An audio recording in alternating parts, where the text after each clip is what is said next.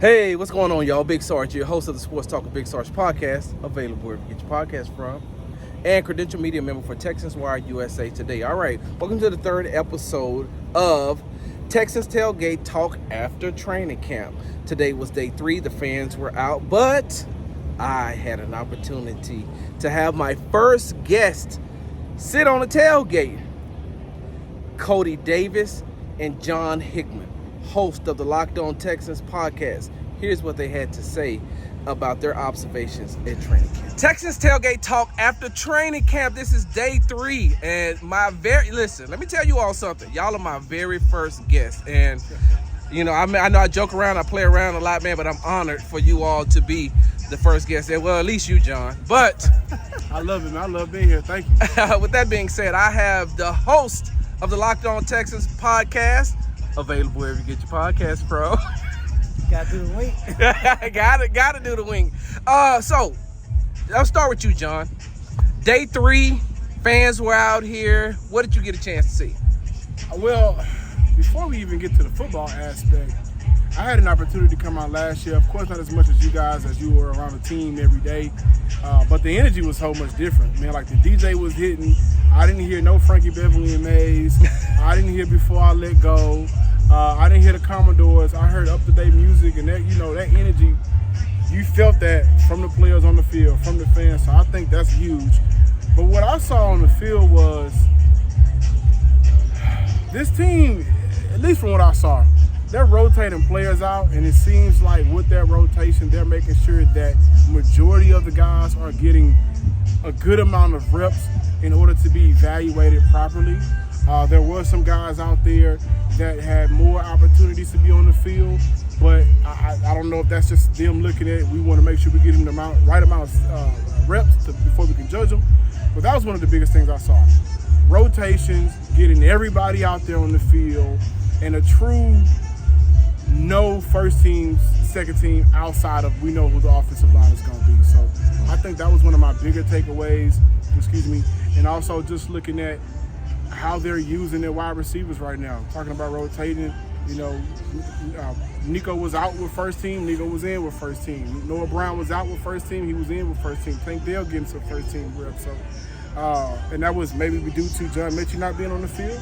But that's my biggest takeaway from me being out here for today. Well, you know, you talked about the music. It could have been worse. I mean, you could have been here with the previous coach before Lovie Smith and heard some, Dizzy Gillespie and some B.B. King and some. I mean, I was fine with Lovie Smith. Some of the, you know, yeah, I'm Nat King Cole. I hear B.B. King. I want to, you know, give me a nice brown drink. Sit on the porch somewhere and talk about how burgers back in the day was $1 at McDonald's. Reminisce.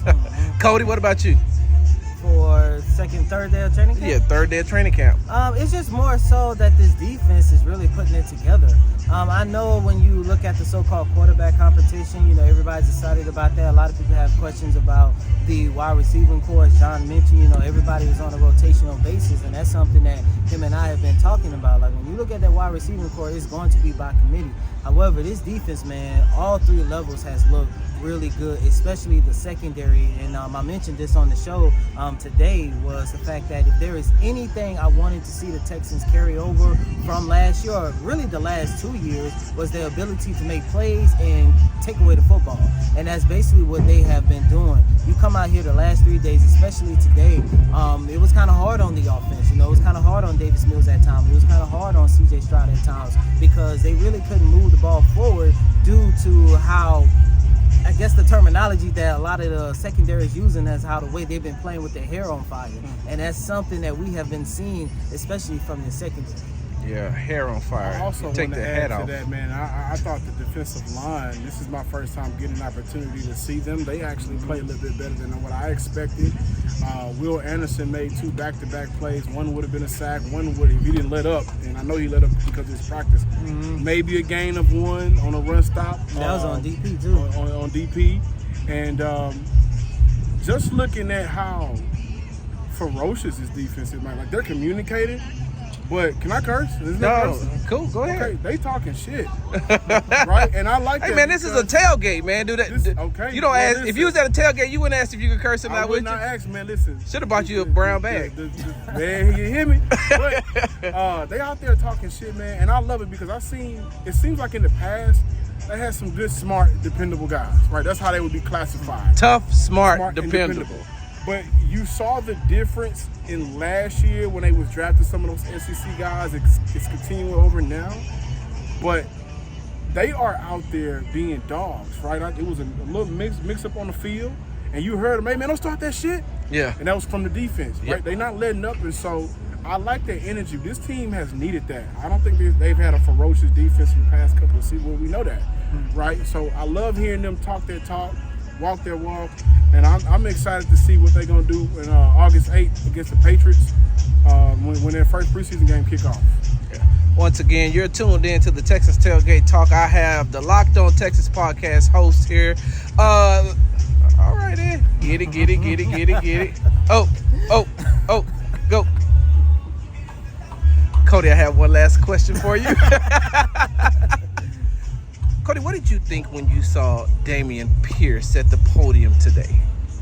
The same thing that I thought the very first moment we talked to him after he got drafted. This guy is an entertaining, no filter guy and very fun to talk to. Like every time he's come to the podium, the one thing I love about when we talk to Dameon Pierce, everything that he's going to say, he genuinely feels that way. It's none of that, this is business talk or anything like that. I know a lot of people was talking about the running back market. We all know right now the running back market around the league is possibly at its worst that it's ever been. Derrick Henry is the most underpaid player in the NFL. I agree with that statement.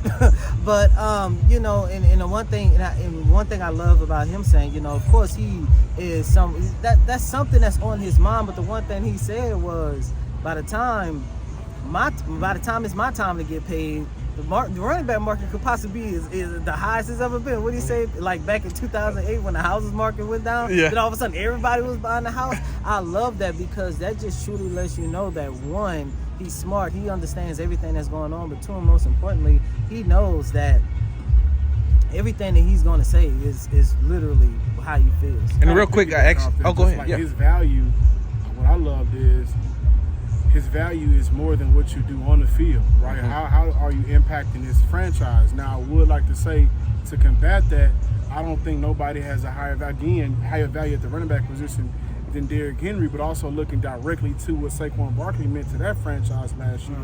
I'm not going to criticize it because I look at Todd Gurley, I look at Le'Veon Bell and those contracts and how they messed up everything, and James Conner being able to be a plug and play and be successful.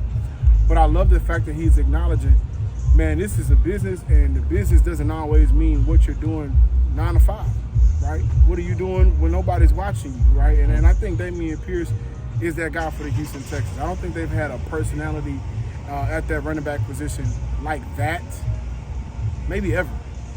We love Arian Foster, but was he that much of a personality like Dameon Pierce? I'm not sure.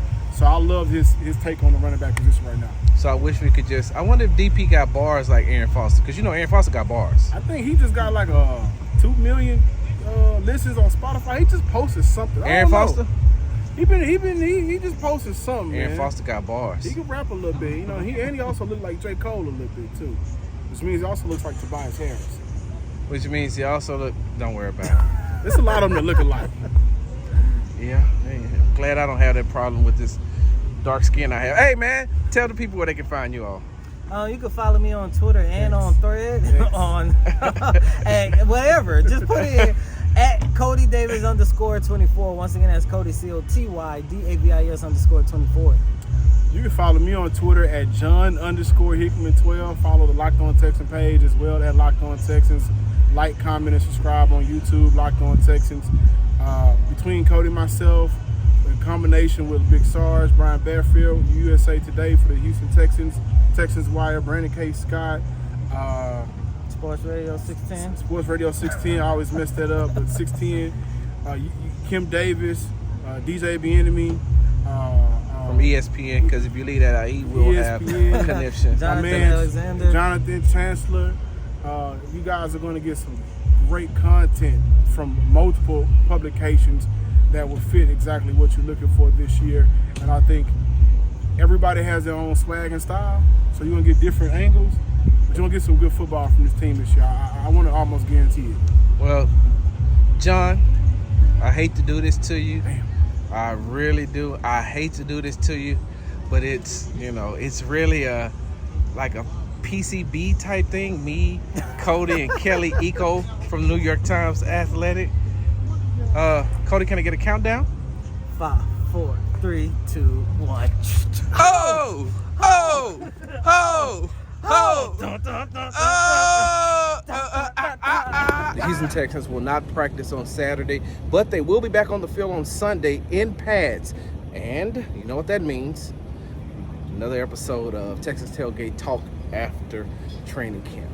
Make sure you're following me on Instagram and Twitter at Big Sarge Sports with a Z at the end. Follow me on the Tick and the Talk at Big Sarge Media and my YouTube channel, Big Sarge Media. Can't forget, subscribe to the Sports Talk with Big Sarge podcast, available wherever you get your podcast from. I'm out.